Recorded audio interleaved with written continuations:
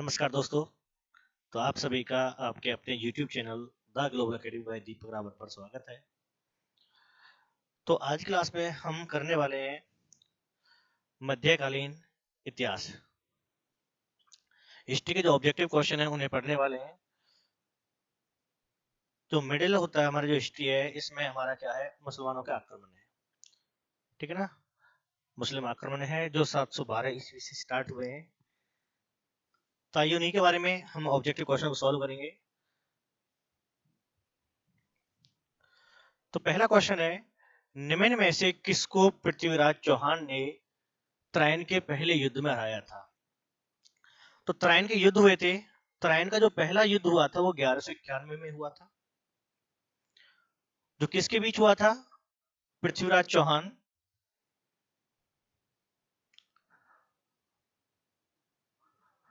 और मोहम्मद घोरी के बीच में हुआ था। त्रायन का जो पहला युद्ध हुआ था वो किसके बीच हुआ था?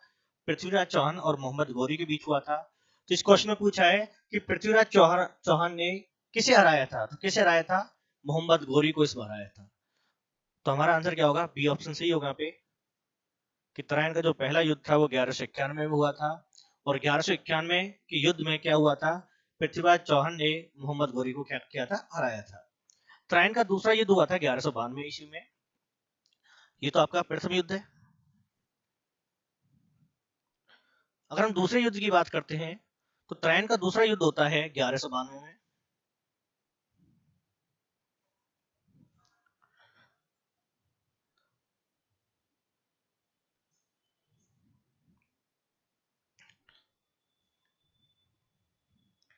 तो दूसरा युद्ध हुआ था 1192 में, वो भी इन्हीं दोनों के बीच हुआ था, पृथ्वीराज चौहान और मोहम्मद घोरी के बीच में। लेकिन दूसरे युद्ध में पृथ्वीराज चौहान की क्या हुई थी? हार हुई थी।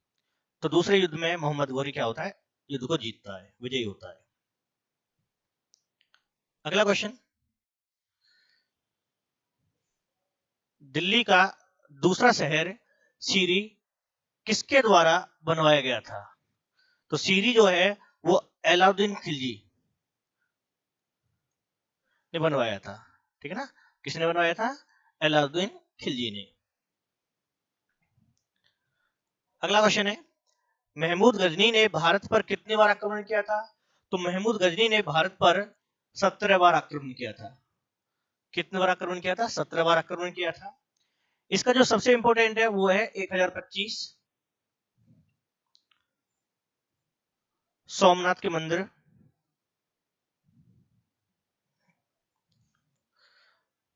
1025 में इसने सोमनाथ के मंदिर पर आक्रमण किया था, जो कहां पर है? सौराष्ट्र गुजरात के अंदर है। सौराष्ट्र कहां पर है? गुजरात में। और उस समय जो वहां का शासक था सौराष्ट्र में, वो कौन था? भीम प्रथम था। ठीक है ना, भीम प्रथम था इसमें। तो महमूद गजनी ने भारत पर 17 बार आक्रमण किया था और उनमें सबसे इंपोर्टेंट क्या होता है? 1025 का है, जो सोमनाथ मंदिर को इससे लूटा था। उस समय वहां का जो शासक था वो कौन था? भीम प्रथम था। और सोमनाथ का मंदिर कहां पर है? सौराष्ट्र गुजरात के अंदर है आपका।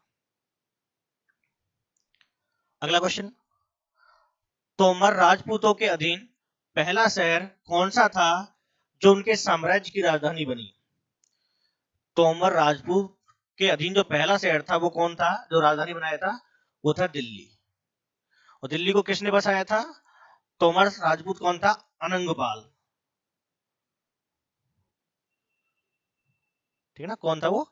अनंगपाल था, तोमर राजपूत, जिसने दिल्ली को बसाया था। निम्न में से किसने दिल्ली सल्तनत में शासन नहीं किया? जो हमारी दिल्ली सल्तनत होती है इसमें 5 वंश शासन करते हैं। कितने वंश ने शासन किया था? 5 वंश ने। लेकिन यहां पर पूछा है किसने शासन नहीं किया। जो 5 वंश थे उनमें पहला वंश था गुलाम वंश, जिसने शासन किया था उसमें पहला कौन था? गुलाम वंश। दूसरा था हमारा खिलजी वंश। दूसरा कौन सा था? खिलजी वंश। तीसरा था हमारा तुगलक वंश। तीसरा कौन सा था? तुगलक। फोर्थ है आपका सैयद वंश।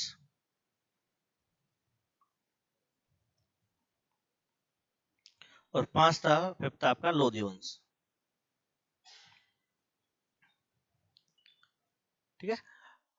और दिल्ली सल्तनत पे जो शासन होता है वो 1206 से 1526 ईस्वी तक होता है, जो लगभग 320 वर्षों तक रहता है। ठीक है ना। तो दिल्ली सल्तनत पर जो शासन किया था पांच वंश ने, वो 1206 से लेकर 1526 तक किया था, जो लगभग कितने वर्षों तक होता है? 320 वर्षों का होता है।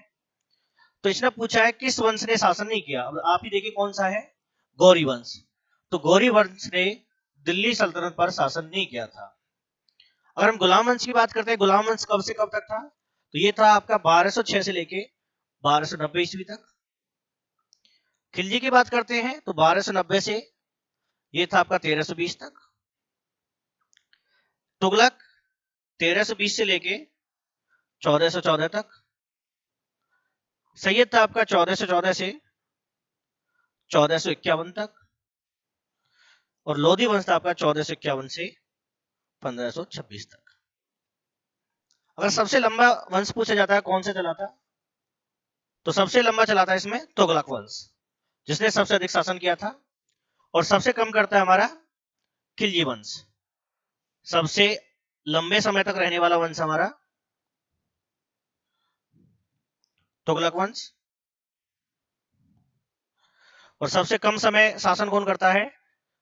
वो रहता है खिलजी वंश। ठीक है। तो ये पांच वंश होते हैं आपके।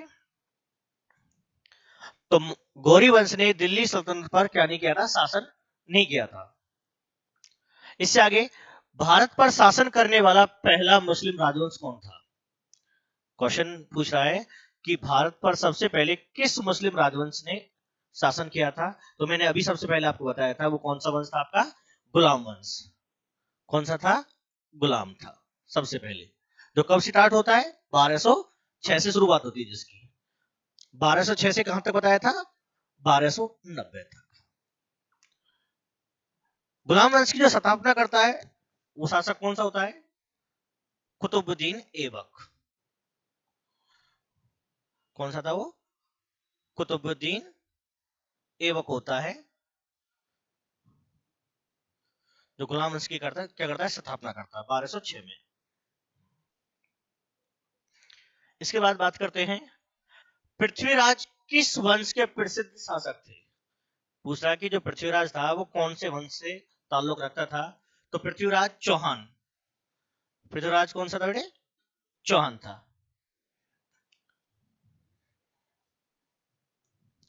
अगला है तैमूर द्वारा ब्लैंक ईस्वी में दिल्ली पर किए गए आक्रमण को तुगलक साम्राज्य के अंत के रूप में देखा जाता है।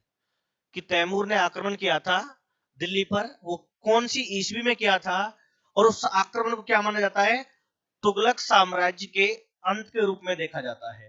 अगर मैं तुगलक साम्राज्य की बात करता हूं तो वो कब से चलता है? 1320 से कब तक होता है? 1414 तक होता है। तो इसका जो अंत होता है वो 1400 के करीब हो रहा है, 1414 में हो जाता है। तो इसी के टाइम पीरियड के बीच में वो आक्रमण होगा, तो कब होता है? 1398 में होता है। ठीक है ना। कब होगा? 1398 ईस्वी में होता है। इससे आगे, किस राज्य के चौहानों द्वारा 12वीं सदी के मध्य में तोमर राजपूत की हार हुई थी। अब पूछा कि जो चौहान थे वो किस राज्य के थे। तो चौहान किस राज्य के थे? अजमेर। चौहान कहां के थे बेटे? अजमेर के थे चौहान। अगला क्वेश्चन देखिए, निम्न में से कौन दिल्ली के पहले सैयद शासक थे। तो जो हमारा सैयद राजवंश था, सैयद राजवंश जो था हमारा, जो फोर्थ नंबर का था, कौन से नंबर का था वो? फोर्थ नंबर का। तो इसके जो पहले शासक थे जिसने स्थापना करी थी वो कौन थे? खिज्र खा। कौन थे?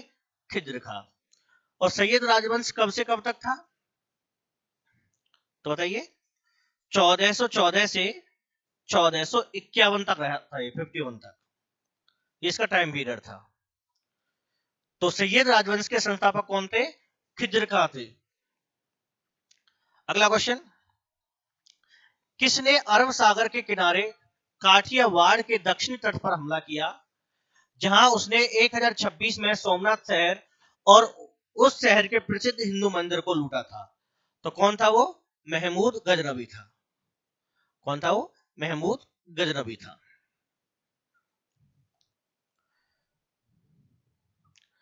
निम्न में से किस भारतीय शासन को महमूद गजनी ने 1001 ईस्वी में अपने पहले हमले में हराया था? जो ये महमूद गजनवी होता है, ये 1000 से लेके 1027 ईस्वी तक, 1000 से लेके 1027 ईस्वी तक भारत पर 17 बार आक्रमण करता है। कितने बार आक्रमण करता है? 17 बार आक्रमण करता है। अब क्वेश्चन कह रहा है कि 1000 ईस्वी में इसने किसको हराया था? 1001 में तो इसने हराया था जयपाल को। तो 1001 ईस्वी में इसने किसको हराया था? जयपाल को हराया था। अगला क्वेश्चन है, निम्नलिखित में से किसने अदालत में सिजदा, दंडवत प्रणाम और पाबोस सम्राट के पैरों को चूमना की प्रथा शुरू की थी? तो ये किसने शुरू किया था? सिजदा और पाबोस। तो ये क्या थे? गयासुद्दीन बलबन ने। किसने किया था? गयासुद्दीन बलबन ने। ये कब से कब तक होता है? इसका टाइम पीरियड ये रहता है 1266 से 1286 ईस्वी तक। कि गयासुद्दीन बलबन कब से कब तक शासन करता है? 1266 से 1286 तक। ये कहां का निवासी होता है? ये होता है ईरान का। गयासुद्दीन बलबन कहां का निवासी होता है? ईरान का होता है। आपका अगला क्वेश्चन, किसने नारा दिया था दिल्ली अभी दूर है? तो बताइए ये किसने कहा था कि दिल्ली अभी दूर है? तो ये दिया था निजामुद्दीन औलिया ने। किसने कहा था ये? निजामुद्दीन औलिया ने बोला था कि दिल्ली अभी दूर है। अगला क्वेश्चन, गुजरात राज्य में पहली बार जजिया कर लागू करने वाला शासक कौन था? तो गुजरात में सबसे पहले जजिया कर किसने लगाया था? तो वो लगाया था अहमद शाह प्रथम ने, गुजरात के अंदर। तो जजिया कर को गुजरात के अंदर सबसे पहले किसने लगाया था? अहमद शाह प्रथम ने लगाया था। अगर हम जजिया कर की बात करते हैं,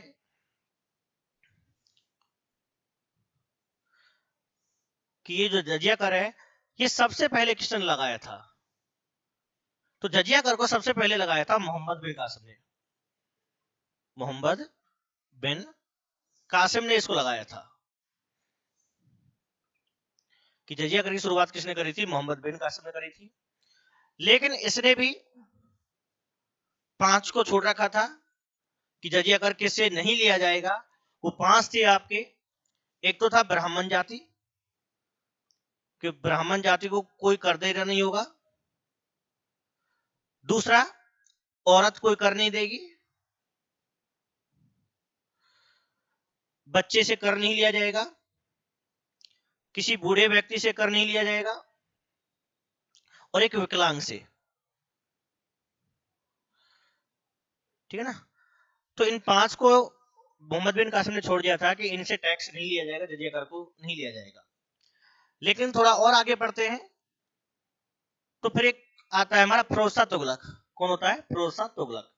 तो फिरोज शाह तुगलक क्या करता है? वो ब्राह्मण जाति पर भी जजिया कर लगा देता है। तो क्वेश्चन आता है कि ब्राह्मण जाति पर जजिया कर लगाने वाला पहला शासक कौन था? तो फिर किसका नाम आएगा? फिरोज शाह तुगलक का। किसका नाम आ जाएगा बेटे? फिर फिरोज शाह तुगलक का नाम आएगा।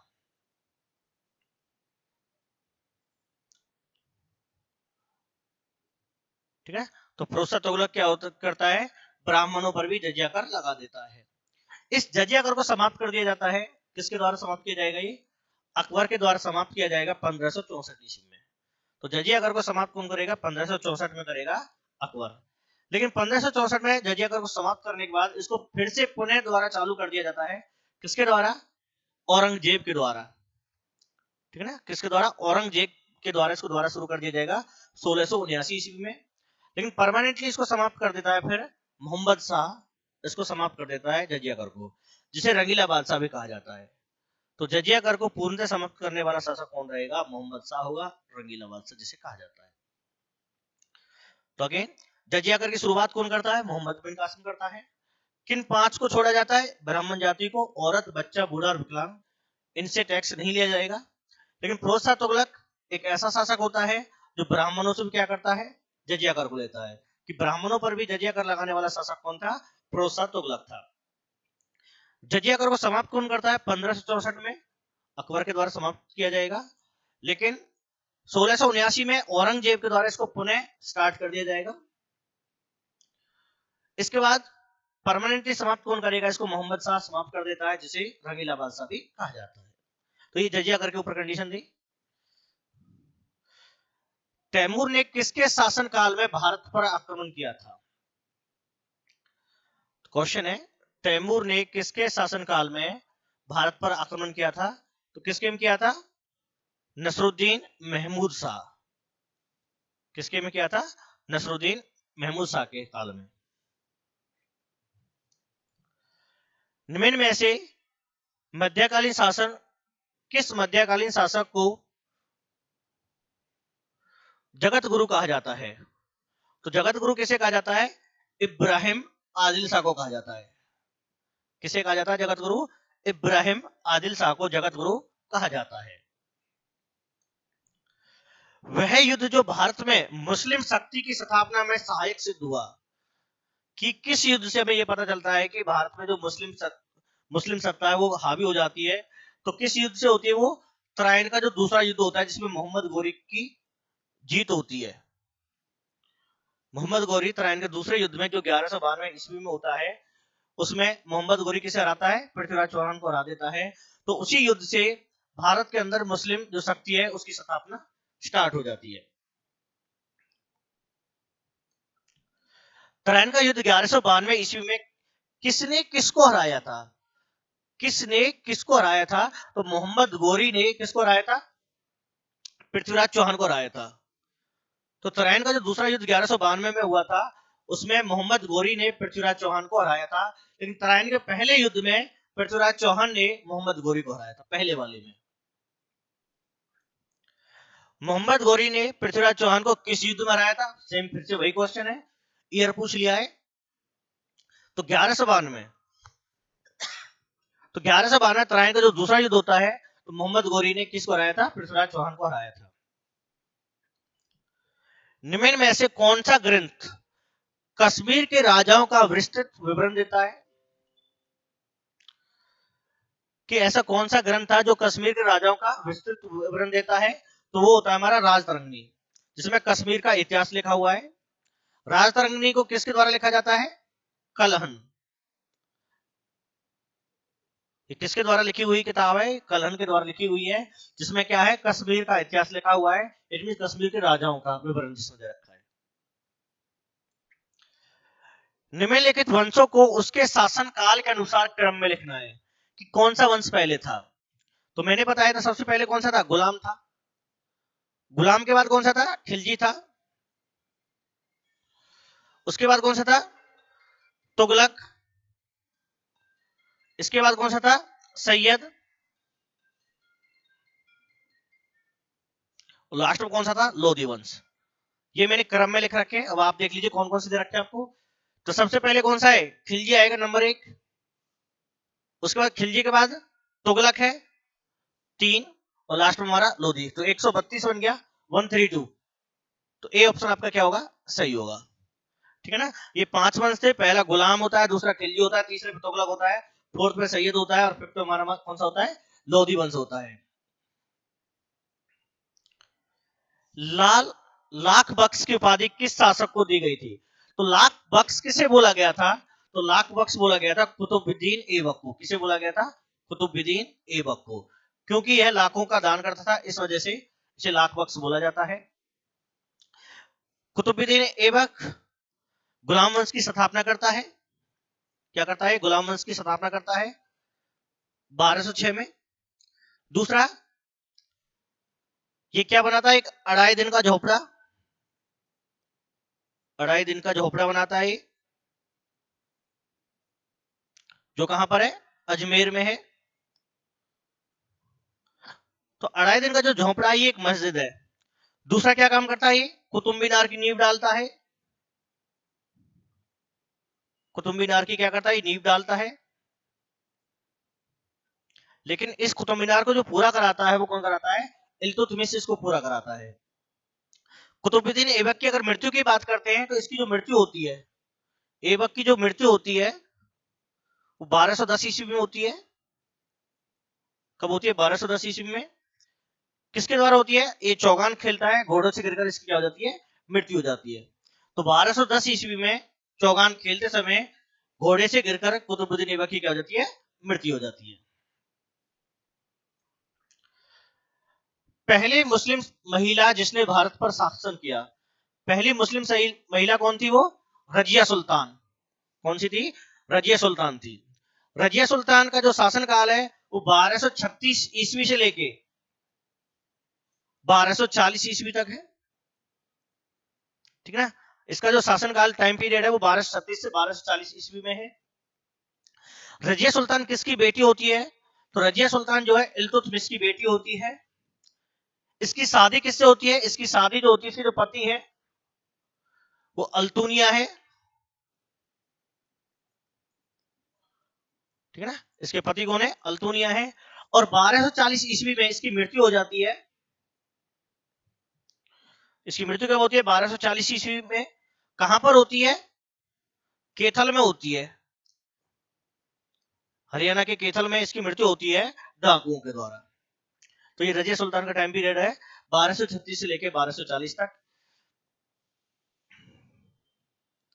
अगला क्वेश्चन देखिए, रजिया सुल्तान पहली महिला जो दिल्ली की गद्दी पर बैठी थी वह किसकी पुत्री थी। अभी पढ़ा है कि रजिया सुल्तान किसकी बेटी थी, इल्तुतमिश की थी। किसकी बेटी थी, इल्तुतमिश की बेटी थी। इसके बाद अगला क्वेश्चन, निम्न में से किस तोमर शासक ने दिल्ली शहर की नींव रखी।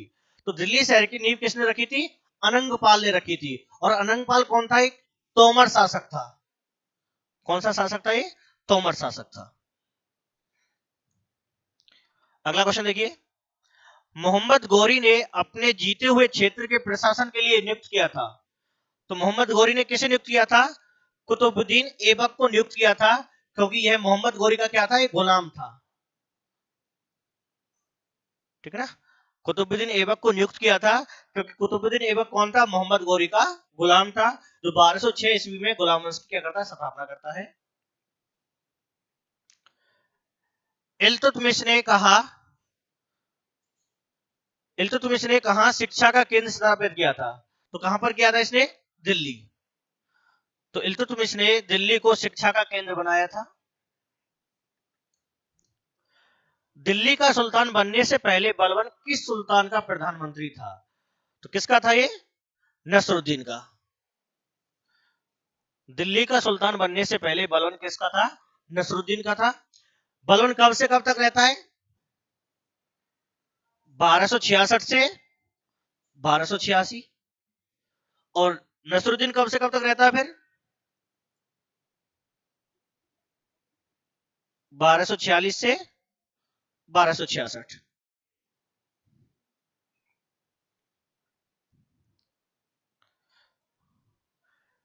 दिल्ली सल्तनत की शुरुआत कब होती है, तो दिल्ली सल्तनत कब से चलती है, 1206 से कब तक, 1526 तक। लेकिन शुरुआत पूछी है तो 1206, अंत पूछेगा तो 1526, पानीपत की जो पहली लड़ाई होती है हमारी। दिल्ली सल्तनत का उद्धारक कौन था, इसको सबसे ज्यादा मजबूत किसने बनाया था, तो ये बनाया था इसने बलबन ने, गयासुद्दीन बलबन। दिल्ली सल्तनत को जो सबसे मजबूत बनाया था तो वो कौन था, बलबन था। बलबन बहुत सारे काम करता है, नवरोज उत्सव शुरुआत करता है, लाहौर रक्त की नीति अपनाता है, एक चालीसा दल होता है जैसे इल्तुतमिश शुरुआत करता है उसका अंत यही करता है।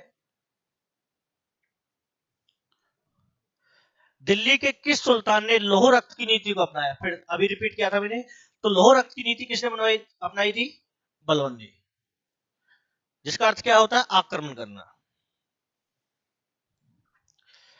दिल्ली का पहला सुल्तान जो मुद्रा को नियमित प्रचलन में लाया और दिल्ली को अपने साम्राज्य की राजधानी बनाया, तो दिल्ली को अपनी राजधानी किसने बनाया था, इल्तुतमिश ने बनाया था। क्योंकि इससे पहले राजधानी कहां थी, लाहौर थी, कुतुबुद्दीन ऐबक ने बनाई थी।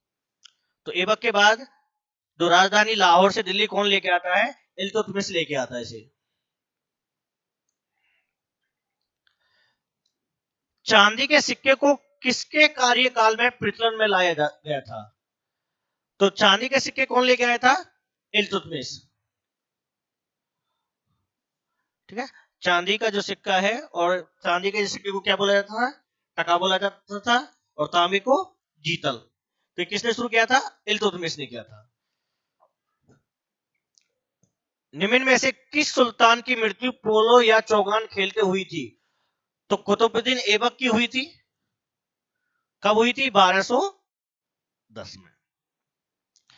तो चौगान खेलते समय किसकी मृत्यु हुई थी? ऐबक की। निम्न में से किसने सोमनाथ मंदिर पर आक्रमण किया था? तो सोमनाथ के मंदिर को किसने लूटा था? मोहम्मद गजनी ने। कब लूटा था? 1025 ईस्वी में। सोमनाथ का मंदिर कहां पर है? सौराष्ट्र, गुजरात के अंदर। वहां का शासक कौन था? भीम प्रथम था। तो आज क्लास में हमने यही क्वेश्चन किए हैं, 35-36 आपके क्वेश्चन थे। तो आप सभी का बहुत बहुत धन्यवाद क्लास को देखने के लिए। तो मिलते हैं दूसरी क्लास में। Thank you.